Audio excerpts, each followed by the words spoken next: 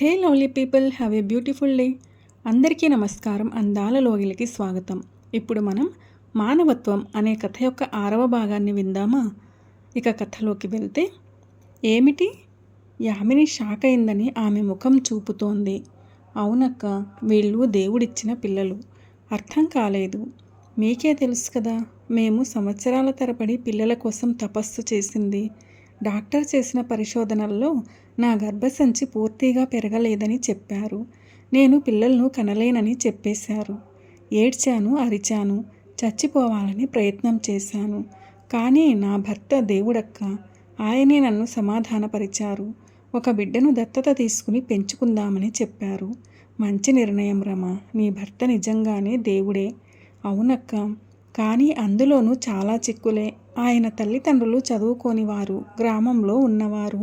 వాళ్ళు దీనికి ఖచ్చితంగా ఒప్పుకోరు. దాంతోపాటు దత్తత తీసుకున్న పిల్లలను ఎవరూ అనాథ అని ఒక్క మాట కూడా అనకూడదని నిర్ణయం తీసుకున్నాం. దానికోసం ఏం చేశారు? వాళ్ళమ్మకు ఫోన్ చేసి నేను గర్భంగా ఉన్నానని చెప్పారు. నాకు అమ్మ లేదు, నాన్న, అన్నయ్య ఉన్నారు. అన్నయ్య అమెరికాలో ఉన్నాడు. అందువల్ల బిడ్డను కనటానికి అమెరికాకు వెళ్ళినట్లు చెప్పారు. మా ఇంటికి ఫోన్ చేసి అత్తగారింట్లో ఉన్నానని చెప్పారు.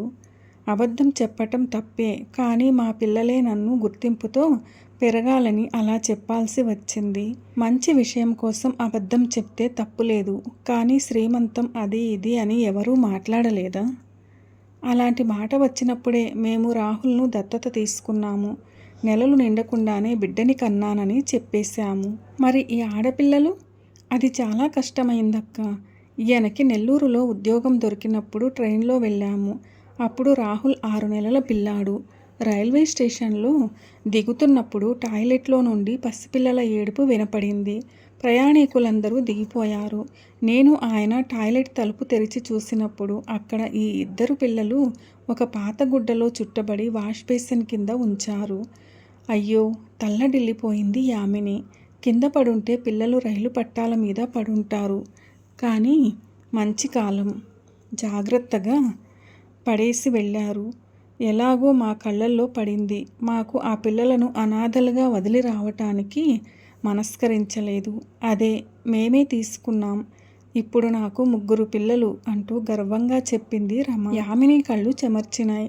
రమను తన భుజాలపై వంచుకుంది. ఎంత పెద్ద గొప్ప కార్యం చేశావు రమ. నిన్ను తలుచుకుంటే గర్వంగా ఉంది. మీరు చేసినంత గొప్ప కార్యం నేనేమీ చేయలేదే. నాకు పిల్లలు పుట్టే భాగ్యమే లేదని తెలిసిన తర్వాతే నేను ఈ నిర్ణయానికి వచ్చాను. దానికి నా భర్త కూడా ఆమోదం తెలిపారు.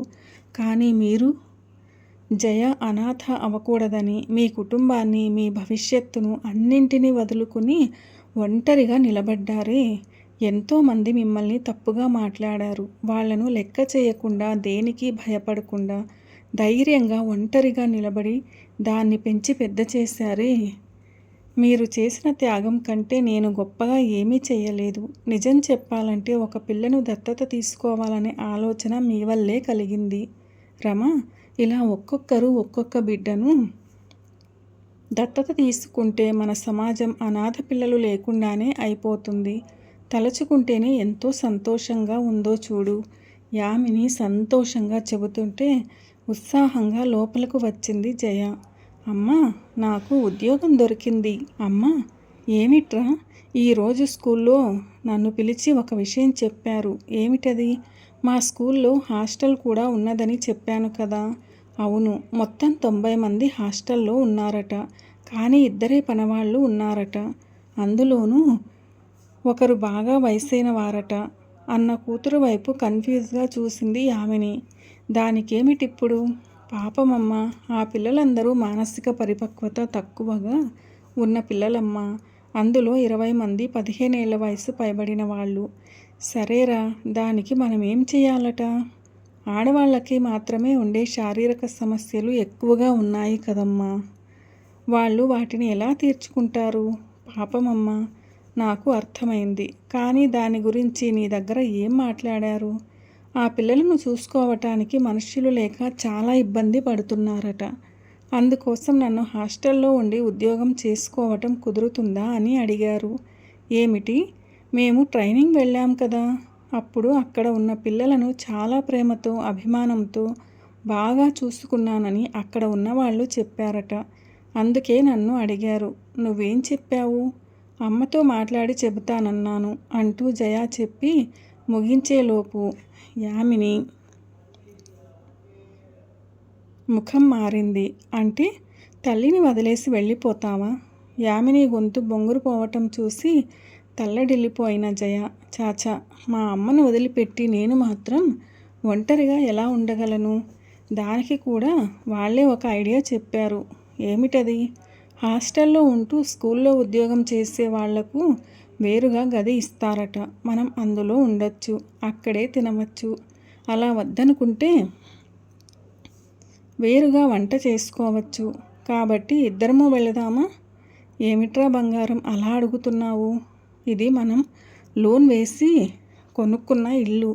ఇంకా అప్పు ఉంది. ఇంకొకటి, నా ఉద్యోగాన్ని వదిలేసి అలా అక్కడికి ఎలా రాగలను?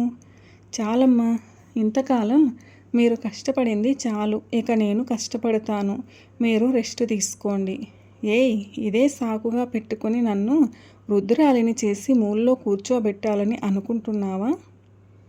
అయ్యో, ఏమిటమ్మా మీరు? భయపడకు, సరదాగా అన్నాను. సరే, ఇప్పుడు ఏ నిర్ణయం తీసుకున్నావు? అమ్మ, బ్యాంకులో ఉన్న డబ్బు తీసి లోన్ పూర్తిగా కట్టేద్దాం. ఈ ఇంటిని అద్దెకిచ్చేద్దాం. ఇద్దరం హాస్టల్లో ఉందాం.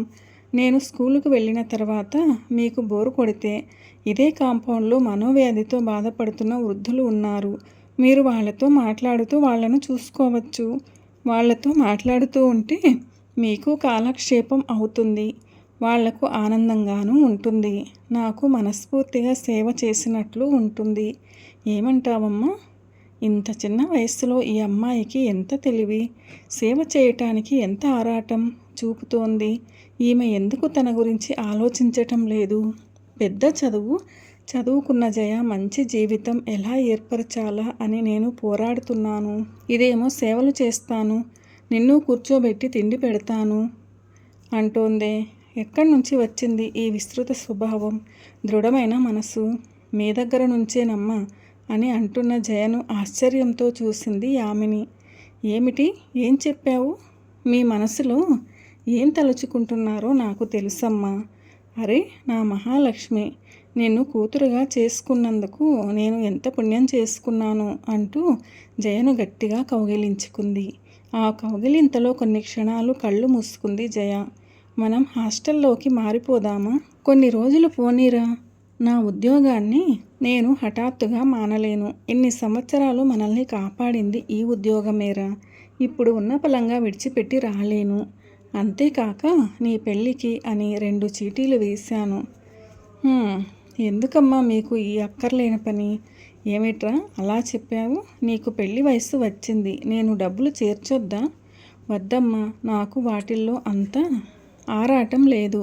జయా, ప్లీజ్, మనం ఇలాగే ఉండిపోదామమ్మా. రే బుజ్జి, ఏమిట్రా ఇది? నీ పెళ్ళని ఎంతో గ్రాండ్గా చెయ్యాలని నేను కలలు కంటుంటే నువ్వేమిటి? వద్దమ్మా, నా వల్ల ఇంతవరకు మీరు పడ్డ అవమానాలు చాలు. ఇక మీదట ఎవరి ముందు నా తల్లిని తల వంచుకోనివ్వను. ఏమిట్రా చెబుతున్నావు? ఏమ్మా, 10-12 సంవత్సరాలు చదువుకోవటానికి వెళ్ళిన స్కూల్లో ఎన్ని ప్రశ్నలు అడిగారు? ఈ పిల్ల తండ్రి ఎవరు? వదిలేసి వెళ్ళిపోయారా? లేక మీరు వదిలేసి వచ్చారా? ఎప్పుడు పుట్టింది? ఎలా పుట్టింది? తప్పు చేసినందువల్ల పుట్టిన పిల్ల అంటూ ఎన్ని ప్రశ్నలు! అక్కడేదో మీరే తప్పుదోవలో వెళ్ళి నన్ను కన్నట్లు హేళన మాటలు, నిర్లక్ష్యంతో కూడిన తప్పుడు చూపులు. అబ్బబ్బా, నేను దేనిని మర్చిపోలేకపోతున్నానే అంటున్న జయ ఒళ్ళు కంపించింది. జయ, అవన్నీ ఎప్పుడో జరిగినాయి. ఇప్పుడెందుకు వాటి గురించి ఆలోచిస్తున్నావు? లేదమ్మా, స్కూల్లో చేర్చటానికే అన్ని ప్రశ్నలు అడిగారే, పెళ్ళంటే ఇంకెన్ని అడుగుతారు? జయ, ఇప్పుడు మనకేం తక్కువ? సంతోషంగా మనశ్శాంతితో హాయిగా ఉన్నామే, ఇలాగే ఉండిపోదామే. అది కాదురా, నువ్వు ఆడపిల్లవు. నాకు ఓపిక ఉండంగానే నిన్ను ఒక మంచి వాడి చేతికి అప్పగించేస్తే నా బాధ్యత పూర్తవుతుంది. మరైతే నా బాధ్యత? హాయిగా జీవించాల్సిన వయసులో నా కోసం అన్నీ వదులుకుని ఒంటరిగా నిల్చున్నావేమమ్మా? మిమ్మల్ని అలాగే నిలబెట్టేసి నేను ఎక్కడికి వెళ్తాను, ఎలా వెళ్తాను? చిన్నపిల్లలాగా మాట్లాడకు. అమ్మ కథ వేరు. ప్లీజ్ అమ్మా, దయచేసి ఈ విషయం వద్దు. పెళ్ళి, కుటుంబం అనే మాటలు నాకు నచ్చలేదు. మగవాళ్లను చూస్తే నాకు చిరాకుగా ఉంది. ఒక మగవాడి వలనే కదా నేను వీధిలోకి అనాథగా విసిరివేయబడ్డాను అనేది తలుచుకుంటేనే కోపం వస్తోంది, అసహ్యం వేస్తోంది. జయ, శాంతి, శాంతంగా ఉండు. మనం దీని గురించి తర్వాత మాట్లాడుకుందాం. లేదమ్మా, ఎప్పుడు మాట్లాడినా నా నిర్ణయం ఇదే. తాత, మామయ్య, అమ్మమ్మ అందరూ ఏం చెప్పారు? నేను పెద్దదైన తర్వాత నిన్ను విడిచిపెట్టి వెళ్ళిపోతాను అన్నారే.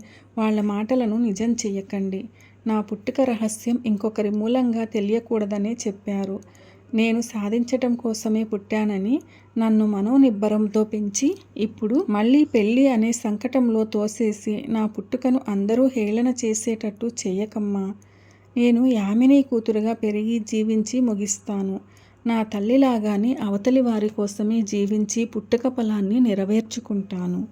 నాకు ఇంకేమీ వద్దమ్మా అని ఏడుస్తూ నిలబడ్డ కూతురుని చూస్తూ విస్తుపోయింది యామిని. కథ ఇంకా ఉంది. The story continuous in the next video. మానవత్వం అనే ఈ కథ ఎలా అనిపించింది మీకు? నచ్చిందా? నచ్చినట్లయితే వీడియోను లైక్ చేయండి, మీ ప్రియమైన వారందరికీ షేర్ చేయండి. అలాగే ఛానల్లో ఎవరైనా మొదటిసారి చూస్తున్నట్లయితే సబ్స్క్రైబ్ చేసుకోవడం అస్సలు మర్చిపోవద్దు. ఈ కథపై మీ విలువైన అభిప్రాయాలను కామెంట్ సెక్షన్లో తప్పకుండా తెలియచేయగలరు. వీడియోను చివరిదాకా చూసి కథను పూర్తిగా విన్నందుకు ధన్యవాదాలు. ఇలాంటి మరిన్ని మంచి కథల కోసం స్టే ట్యూన్. అందాల లోగిలి. See you all in another video. Till then, keep smiling and be happy. A very special thanks to the story writer for this wonderful and amazing story. మానవత్వం.